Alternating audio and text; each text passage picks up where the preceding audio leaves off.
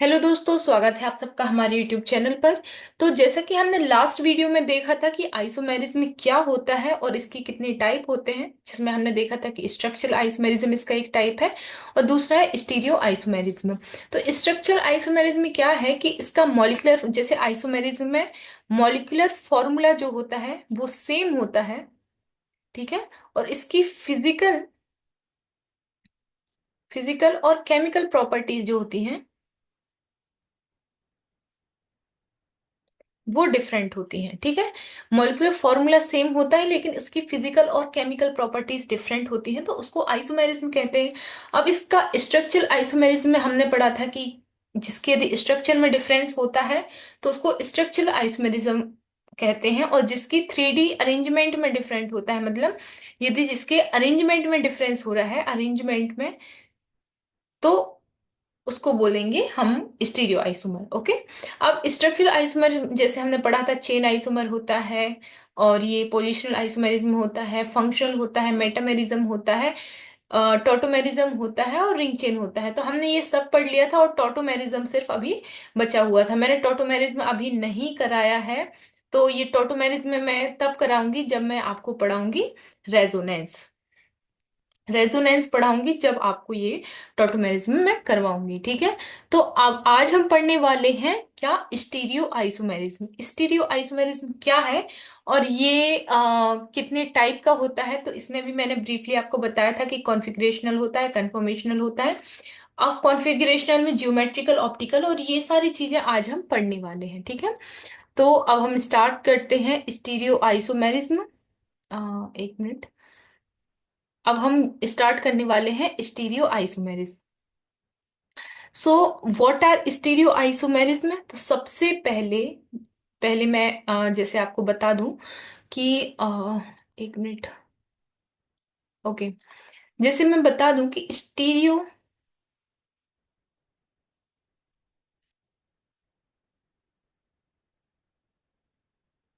ये क्या होता है, स्टीरियो आइसोमेरिज्म क्या होता है कि जब कंपाउंड, दो कंपाउंड है कोई, मान लो any two compound which have same molecular formula, okay, and same structure.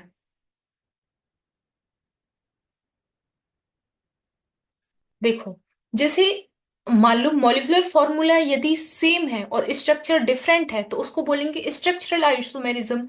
लेकिन यदि मॉलिक्यूलर फॉर्मूला सेम है और स्ट्रक्चर भी सेम है तो फिर उसको हम बोलेंगे स्टीरियो आइसोमेरिज्म।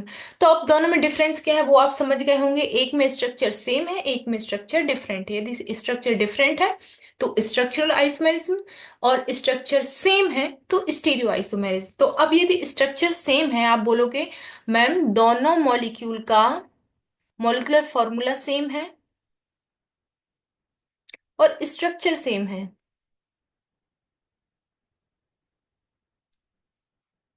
तो डिफरेंस क्या है, मतलब तो डिफरेंस क्या है, हम ये क्यों पढ़ रहे हैं। तो स्टीरियो आइसोमर में, जैसे कि वर्ड से आपको समझ में आ रहा होगा, स्टीरियो आइसोमर में सेम स्ट्रक्चर और सेम मॉलिक्यूलर फॉर्मूला का जो अरेंजमेंट होता है, अरेंजमेंट में यदि आपको डिफरेंस देखने मिलता है तो उसको बोलते हैं हम स्टीरियो आइसोमर। ओके। तो उसको बोलते हैं हम स्टीरियो आइसोमर, ठीक है। अब इसके कितने टाइप होते हैं, कौन कौन से टाइप होते हैं, तो ये मैं अभी आपको बताने वाली हूँ। तो सबसे पहले इसमें होता है कॉन्फ़िगरेशनल। जैसे हमने दो टाइप पढ़े थे, एक होता है कन्फॉर्मेशनल और एक होता है कॉन्फ़िगरेशनल। तो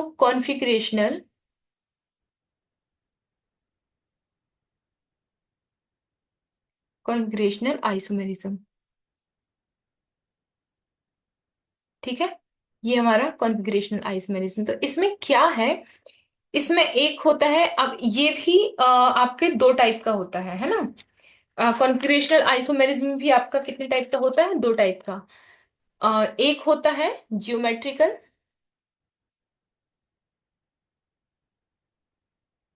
ठीक है। एक होता है जियोमेट्रिकल और दूसरा होता है हमारा ऑप्टिकल।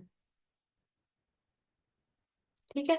तो अब जियोमेट्रिकल क्या है, मैं इसमें ही नीचे बताते जा रही हूँ। जियोमेट्रिकल क्या है, मान लो कोई डबल बॉन्ड है, ठीक है, डबल बॉन्ड है, या फिर हम ऐसे बोल सकते हैं कि जहां पे रिस्ट्रिक्शन रोटेशन होता है, रिस्ट्रिक्टेड,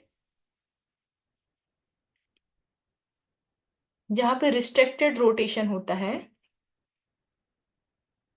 वहां पे क्या होता है, जियोमेट्रिकल आइसोमेरिज्म।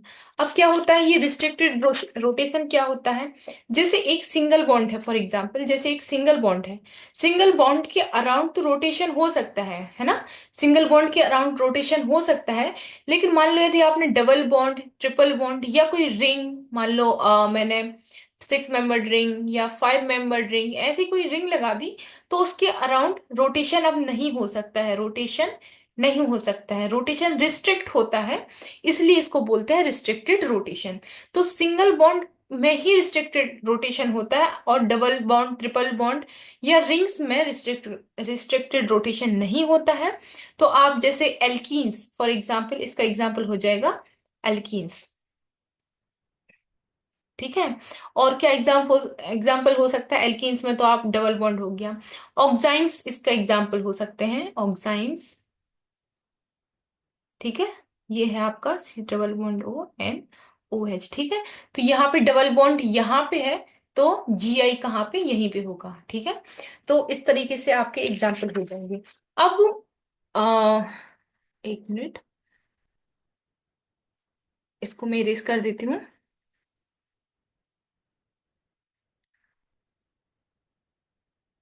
ठीक है।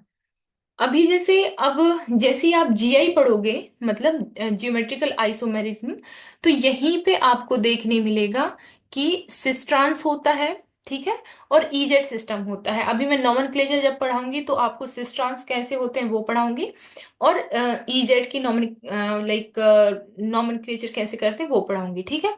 तो इसमें ही आता है आपका सिस्ट्रांस, ठीक है, और इसमें ही आता है आपका ईजेड सिस्टम, ठीक है। अब सिस्ट्रॉन्स क्या है, मान लो दो बल्की ग्रुप है, मान लो CH3 है एक, यहाँ पे ये है, और ये CH3 है, ठीक है, ये ब्यूटेन का स्ट्रक्चर है, ब्यूटीन का, सॉरी, ठीक है।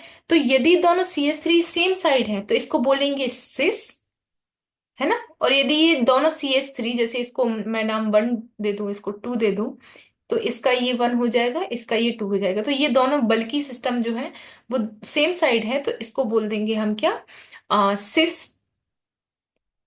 और इसको बोल देंगे, जैसे मान लो ये है CH3 और ये है CH3 और ये है H, तो इसको बोल देंगे ट्रांस, ठीक है, हो गया।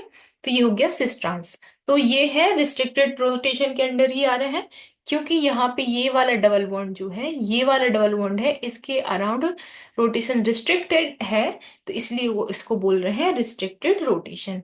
अब मान लो इसमें ही कोई मान लो मैंने एक ये 5 मेंबर्ड या 5 मेंबर्ड रिंग ले ली, ठीक है, सी डबल बॉन्ड सी, मान लो सिंगल बॉन्ड CH3, यहाँ पे एक और हाइड्रोजन आ जाएगा और यहाँ पे भी एक और हाइड्रोजन आ जाएगा। अब मैं यदि आपसे पूछूं कि इसमें कितने जीआई हैं, तो आप क्या आंसर करोगे, इसमें कितने जीआई होंगे, इसमें होंगे हमारे 2 जीआई। कैसे, मैंने क्या बताया था, एक तो डबल बॉन्ड भी हो सकता है, मतलब कोई डबल बॉन्ड, ट्रिपल बॉन्ड या कोई रिंग, है ना। तो ये रिंग भी है और ये डबल बॉन्ड है, तो यहाँ पे कितने जीआई सेंटर हो जाएंगे, 2, ठीक है। तो इस तरीके से आपको ये जीआई देखने मिल जाएंगे। इसके बाद है हमारा, एक बार मैं ये क्लियर कर देती हूँ, तो ये हो जाएगा क्या, आपका ज्योमेट्रिकल आइसोमेरिज्म। अब नेक्स्ट है हमारा ऑप्टिकल आइसोमेरिज्म। क्या है, ऑप्टिकल।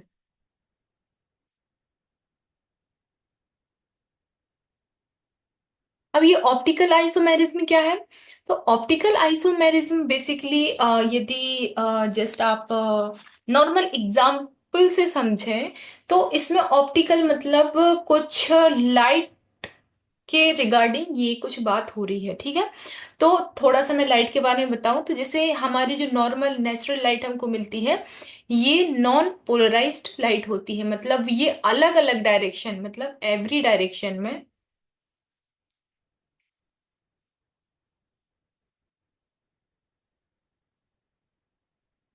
ये एवरी डायरेक्शन में मूव होती है।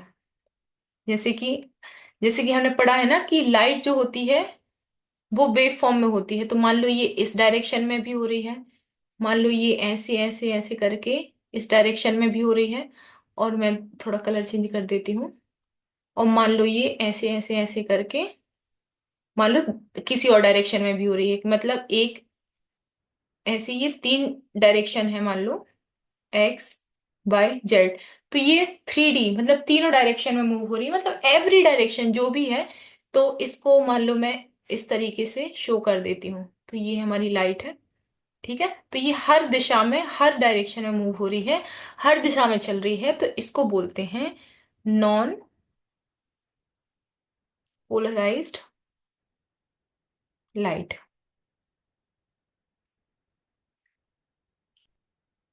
लाइट, ठीक है। लेकिन यदि हम इस लाइट को एक प्रिज्म के थ्रू पास करें, ठीक है, अब प्रिज्म में से यदि पास होगी तो वो एक ही वेवलेंथ की या एक ही टाइप की लाइट में कन्वर्ट हो जाएगी, इस प्रिज्म को बोलते हैं निकोल प्रिज्म। निकोल प्रिज्म, ठीक है। और ये यहां से जाके एक सिंगल टाइप की लाइट में कन्वर्ट हो जाएगी, इसको बोलते हैं मोनोक्रोमेटिक लाइट, और इसको ही बोलते हैं पोलराइज्ड लाइट। ठीक है, ठीक है। अब ये इसमें कन्वर्ट होगी, तो अब इसको बोलते हैं हमारा मतलब ऑप्टिकल मतलब पोलराइज लाइट। अब ये इस प्रिज्म से पास होके या तो वो इसी सेम लाइट हमको मिल सकती है, या फिर वो इस तरीके से हमको मिल सकती है, या फिर वो इस तरीके से मिल सकती है, मतलब या तो वो लेफ्ट साइड बेंड हो सकती है या फिर वो राइट साइड बेंड हो सकती है।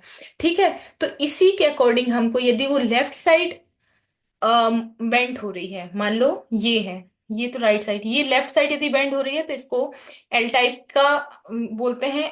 ठीक है, एल टाइप, और इसको बोलते हैं डी टाइप, मतलब जो भी कन्फर्मर हमको मिलेगा वो होगा या जो भी कॉन्फ़िगरेशन मिलेगा वो हमको, वो डेक्स्ट्रो या लीवो रोटेटरी हम उसको बोलेंगे। ठीक है, अब इसमें ही एक टॉपिक होता है, मतलब ये तो मैंने बता दिया आपको कि लीवो रोटेटरी क्या होता है और डेक्स्ट्रो रोटेटरी क्या होता है। अब एक होता है हमारा कायरल सेंटर। अब कायरल सेंटर क्या होता है, जैसे ये एक कार्बन है, ठीक है।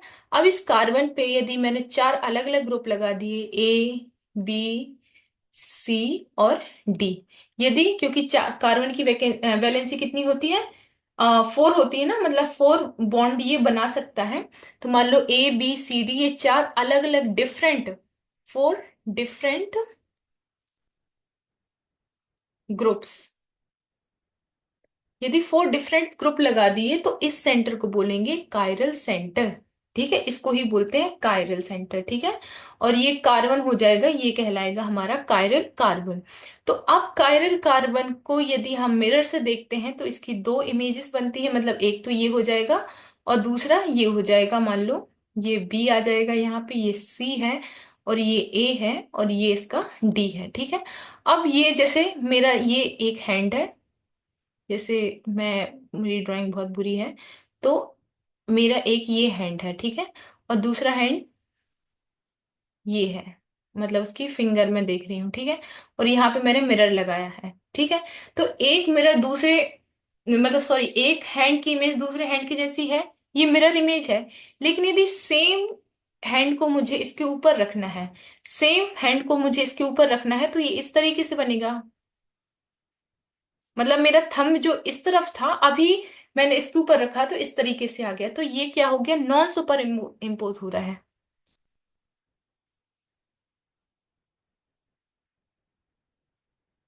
ठीक है, तो अब एक टर्म आ गया ये नॉन सुपर इम्पोज का, तो मैं आपको एक कुछ इंफॉर्मेशन देना चाहती हूँ। तो ऐसी mirror image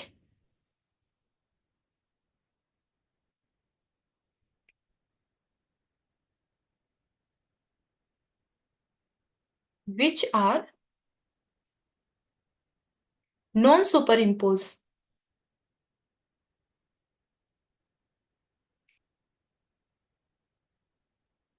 on each other are called enantiomer. ठीक है।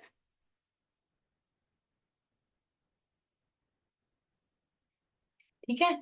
तो अब जैसे ऑप्टिकल आइसोमेरिज्म मैंने आपको बताया था, ऑप्टिकल आइसोमेरिज्म, तो ये भी आपका दो टाइप का होता है। एक होता है हमारा क्या, इनैंशियोमर, इनैंशियोमर, और दूसरे बनते हैं हमारे डाई स्टीरियोमर्स। ठीक है। तो इनैंशियोमर मैंने बता दिया कि दो मिरर इमेज बनेंगी, लेकिन वो एक दूसरे को सुपर इम्पोज करेंगी, नॉन सुपर इम्पोज करेंगी। वो होता है हमारा लाइक इनैंशियोमर। अब दूसरा होता है कि दो अलग अलग स्ट्रक्चर ही हैं। ठीक है, दो अलग अलग स्ट्रक्चर ही हैं, तो उनको बोलते हैं डाई स्टीरियोमर। मतलब स्ट्रक्चर अलग अलग है, मतलब क्या है कि कनेक्ट, जैसे कि हमने पढ़ा था कि स्ट्रक्चर अलग अलग, मतलब मेरे कहने का ये है कि अरेंजमेंट डिफरेंट डिफरेंट है। जैसे अभी मैंने बताया था आपको सिस ब्यूटीन, ये है हमारा सिस ब्यूटीन, और ये है ट्रांस ब्यूटीन। ठीक है। अब ये स्ट्रक्चर अरेंजमेंट तो बिल्कुल ही डिफरेंट हो गया, तो इसको बोलते हैं डाई स्टीरियोमर। ठीक है। तो अभी हमने क्या क्या पढ़ लिया, अभी हमने पढ़ लिया कि अभी हमने पढ़ लिया कि जियोमेट्रिकल आइसोमेरिज्म क्या है, ठीक है, जिसको मैं जीआई लिख रही हूँ। दूसरा हमने पढ़ा कि ऑप्टिकल आइसोमेरिज्म क्या है। ऑप्टिकल आइसोमेरिज्म की क्या क्या, जैसे इसका होता है सिस ट्रांस के फॉर्म में लिख सकते हैं इसको, या इसको ई जेड के फॉर्म में लिख सकते हैं। अब ऑप्टिकल को हम इनैंशियोमर, इनैंशियोमर के फॉर्म में लिख सकते हैं, डाई स्टीरियोमर के फॉर्म में लिख सकते हैं, तो ये होते हैं ऑप्टिकल आइसोमेरिज्म। अब कन्फॉर्मेशनल आइसोमेरिज्म मैं आपको बताने वाली हूँ। कन्फॉर्मेशनल, तो इसमें क्या होता है, सिंगल बॉन्ड के अराउंड रोटेशन होता है, सिंगल बॉन्ड के अराउंड रोटेशन होगा, और रोटेशन के बाद जो चेंजेस हमको देखने मिलेंगे, इसको बोलते हैं हम कन्फॉर्मेशनल, जिसको मैं नेक्स्ट वीडियो में आपको बताऊंगी। So yes, this is the complete video from my side. मिलते हैं नेक्स्ट वीडियो में और भी इंफॉर्मेशन के साथ।